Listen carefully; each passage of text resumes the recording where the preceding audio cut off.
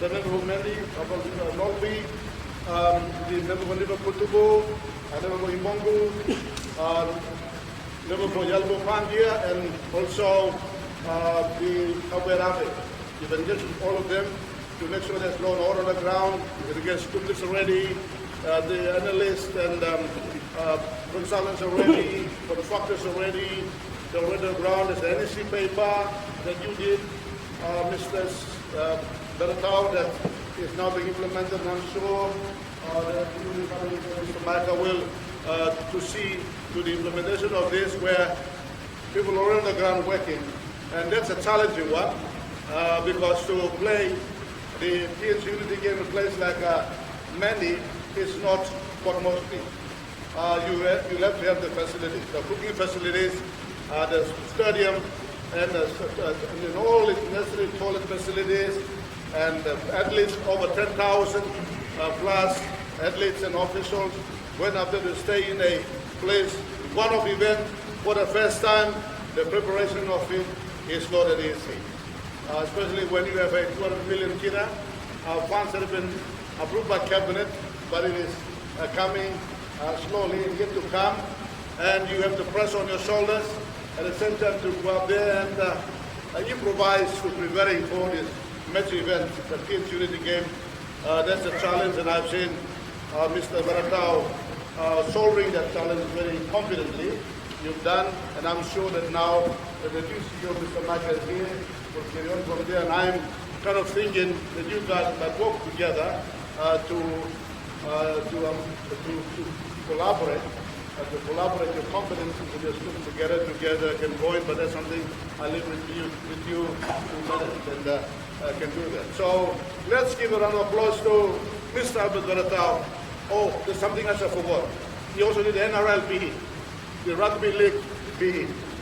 He got the papers, put them together, the CACC gave him a bit of a run around, and I keep him signing up about 3 or 4 times, the same cabinet paper that goes in, and Mike, I'm happy that you've been energetic to push it through. Mr. Beratau has done that. He's also putting his report together with the chairman, the CEO of the Pomb Polye, and the others there. So we are seeing the beat.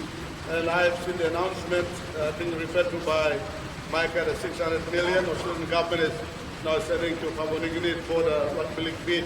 And PNC will bring up the 18th team in the Australian RL. So that is before the cabinet took approval. And the board. And Lenny is one of those board members. And the other boards. It's taking us some time, but it is there. So new CEO will continue to enhance that to approval level by the cabinet. So please, you can talk. I'm a master. Thank you, money. Working work on the human and work.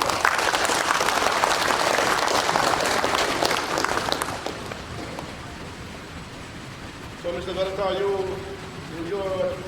skills, your sports industry, in other parts with the wealth of experience that I'm sure the Prime Minister, every Prime Minister, the others will see it. And I certainly do recognize the invaluable experience that you have, and you can be an asset in other parts of government work as well. I don't want to be very long in welcoming the new CEO. Come. See, I listen to what people speak, but I'm happy that people can do like over there. After doing very good work there. I like it. But look, let me just say something about him. I listen and sit down and listen to people speak, and I see the conduct, the character. And then I make a very rough assessment as to will that talk become reality or not. Because talking is an eloquence of its own. But then matching the eloquence in the words of mouth to the eloquence of walking the talk on the ground is absolutely different thing. They require different skills. So your brain is structured in a different way. I'm thankful to God that I can talk and I can do it at the same time, but sometimes I do and I'm getting stopped all the time. But I heard him speak, and I'm very proud of him because he articulated comprehensively. I could see him come to a mind of analysis. Somebody was analyzed the situation. It's not just coming to talk at the rhetoric. if somebody started a situation, he's looked at it, he understands it, he has met some very productive critics, but also he has seen where he can deliver, and then he has uttered the words that are in him, and therefore I'm confident that he will implement exactly what he has said. I have confidence in him because there's one thing. The very first time I got appointed, I don't know from where the hell he comes from, but he comes to me and say, please be, I'm one of that's working over there. I said, no, I've told it with Beretta, I don't know you. Beretta is working with me, not you. And he did, and that was the first time I saw him when I was already working with Beretta for the last 2 or 3 years or so. And then finally, he comes to the cabinet, and then I talked to Beretta, and I said, Beretta, look, looks like the laws and the process are now going ahead of us, and I'd like to have a harmonious situation where I do not want to think Beretta is being overlooked for his work, but at the same time, I don't want to have a young man who is imminently coming to the job anyway to be pushed out of the system, and then we might have somebody not very acquainted with a good acquaintance with a job coming. So I talked to Beretta, we talked like mature men. Beretta, we talked like mature men, and Beretta will support you. He said, as a young man, he walked before I know, he his mouth is up. And then he comes in, and we have appointed him by the cabinet. And I said, and the Prime Minister is happy with him, the Deputy is happy with him, the cabinet is happy with him. All of them said, yes, Micah, we did see him work because an officer of the sports industry, in the sport, and we are very happy and proud of Mr. Beretta for working with us. But then, therefore, there's a time when a public servant has to move on due to public service policies and laws, and then others will come in. So I made sure that we were so harmonious, and we have peace, and we do in a very mature, civilized manner. And therefore, you have this Handover-Takeover taking place, and I'm confident because the way he spoke, I'm very confident he delivered. Because I see those words he spoke came from his heart.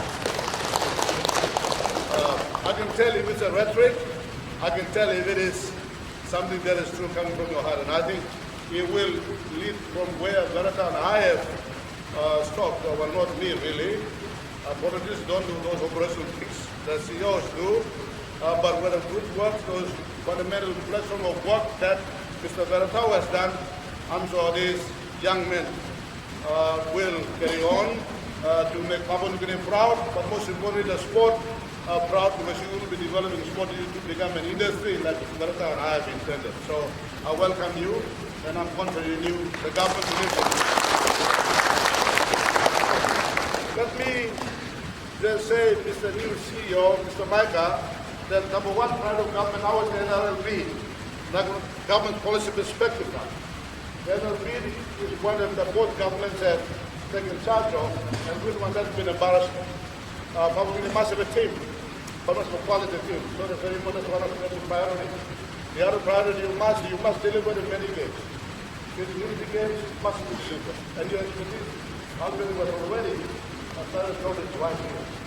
One wise thing that you might want to do is learn how to feel it there that you can supervise. So however you do that, it's really a management thing that I don't want to create a policy. But I recommend something in that manner. But South Islands during the game is number one priority. The number two or number three priority, I like you to look at it. One that Beretta mentioned, but we wanted to do, but the might have started the process, I'm not even here. But that is to, I think you mentioned it, Mr. Micah, that the federalists must have an executive officer or two officers or three officers that may be financed by People's Sport Federation, where they get paid to run their sport sport federation. So I like to put that as one of those priorities, because how can you have sports without you empowering, you motivating the federation people? It's very difficult. You can have the organization here without sportsmen and women, and you need governing system. So that's number three. Let me also say that please don't let the global dialogue. It's a very good program. It's really young people, nurseries. let's continue to create that. And let's do that. And I heard you talk about amalgamation of education and sport. You're very right. There's a decision we've made in the National Sport Institute up there in Goroka. We said Goroka Institute should become part of the University of Goroka, so it becomes a university faculty where sports science is taught there. So where you have sports trainers, coaches, managers, sports economists, all those people are trained there. Not just physical education teachers, but a broader spectrum of courses should be offered by the sport institute. That is only possible if you make it become a university, a school of its own. So if we can do that, Mr. Bharat and me have organized school overseas the University of Queensland, and we took the sports academy in Queensland, and that is one that we can do. The Secretary for Education is well out of that too. So those are some of those most important areas that I would like to emphasize and focus on and make sports a culture. You've been in the sports industry, you'll do that. Now I come to Kandep. This is the government policy perspective. The Kandep, we are little people. We come and stand with the Carapas or with the Centrals or with the Makans or with the Jukas at all of the road, and we're already now trying to catch up with you, we can't catch up. But what Kandep experience I might share with all of us is that, but Kandep now, you look at the Kandep kids, like I'm seeing my own kids, they are already becoming like the Karamas and the Central and the Makas and tall people. And I'm saying, how is, I'm sorry you guys and now guys, you guys are going taller. Your mother saw too, so what happened? I mean, your mother wanted to somebody else, or is it me or what, you know? I mean, the question, but I see the nose and the eyes are like me, so no question. But that's my mother's okay. See, there's something happening where I'm seeing that diet is changing Papua New Guinean physical structure and the genetic composition, and people are changing. What we eat is very important.